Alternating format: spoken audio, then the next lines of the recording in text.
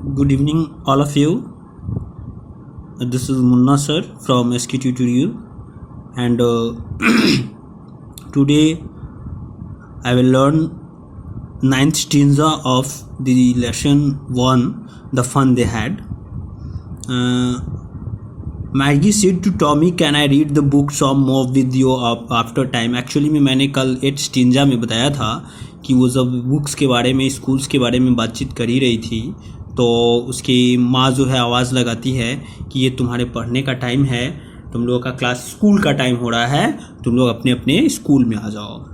तो उसके बाद चले देखते हैं उसका स्कूल कैसा है, कैसे पढ़ती है Maggi. May be he said nonchalantly, he walked away, stealing the dusty old book tucked beneath his arm। वह जो है चूँकि टॉमी को भी बुलाती है उसकी माँ, पर स्कूल का टाइम हो गया है तो उस जो डस्टी बुक है, पुराना बुक है, उसमें धूल मिट्टी है, उसको झाड़ते हुए कि बाद में स्कूल के बाद में पढ़ेंगे इसको फिर से ठीक से, ये सोचते हुए उसको लेके वहाँ से जाता है।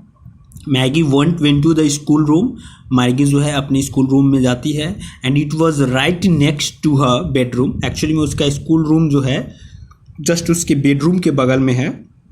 मैंने बताया था स्कूल उसका घर ही होता है, उस ज़माने में स्कूल उसका घर ही होगा, तो उसका स्कूल रूम जो है वो जस्ट उसके बेडरूम के बगल में है। And the mechanical teacher was on and waiting for her. और जो मैकेनिकल टीचर है उसका रॉबर्ट जो है वह उसका ऑन है, उसमें इंतज़ार कर रहे हैं, उस मैगी का इंतज़ार कर रहे हैं कि अब आएगी। It was always on at the same time every day except Saturday and Sunday. Actually में ये मैकेनिकल टीचर रोबोटिक जो उसका कंप्यूटर है वो हमेशा सेम समय में ही ऑन रहती है और सिर्फ सैटरडे और संडे को छोड़ के। सेम समय में ऑन क्यों रहता है तो हम लोग इसके तरफ चलेंगे तो यहाँ पे दिया हुआ है, आप देख सकते हैं, स्टेंजा 9 का ही है। Because her mother said little girls learn better if they learn at regular hours. Actually में क्योंकि उसकी माँ का कहना है कि छोटी बच्ची जो है अगर सेम समय में डेली रेगुलरली पढ़ता हो तो वो ज़्यादा अर्न करेगी, ज़्यादा समझ में आएगा, ज़्यादा इम्प्रूवमेंट आता है। हम लोग भी तो ऐसा ही कुछ करते हैं, हम लोग का भी स्कूल का टाइमिंग फिक्स होता है। ऐसा नहीं है जो आज 10 बजे गए, कल 11 बजे गए, परसों 12 बजे गए, वो फिक्स होता है। सेम यहाँ पे भी है, सेम डे छोड़ के सब सेम टाइम में ऑन रहता है। The screen was lit up, screen खुल चुका है उस पर जो है। And it said, screen I mean उसके टीचर जो है वो सेड बोल रहे हैं, today's arithmetic lesson is on the addition of proper fractions. आज जो है क्या किस टॉपिक पे पढ़ाई होगी उस टॉपिक के बारे में बोल रहे हैं कि अर्थमेटिक लेसन पढ़ेंगे जो एडिशन ऑफ प्रॉपर फ्रैक्शंस का है। एंड उसके बाद साथ में ये भी बोल रहे हैं कि please insert yesterday's homework in the proper slot.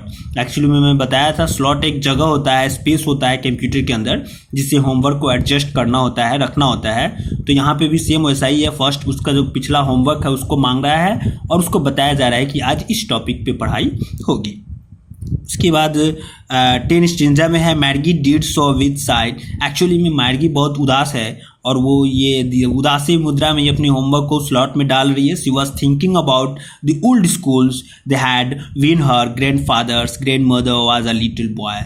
और वो इस सब काम करते हुए यही सोच रही है कि उसके उस ज़माने के स्कूल के बारे में, जिस स्कूल के बारे में उस बुक्स में लिखा हुआ है, उस स्कूल के बारे में सोच रही है कि जब उसके दादाजी बच्चे थे कितना मज़ा आता होगा, कितना अच्छा होगा।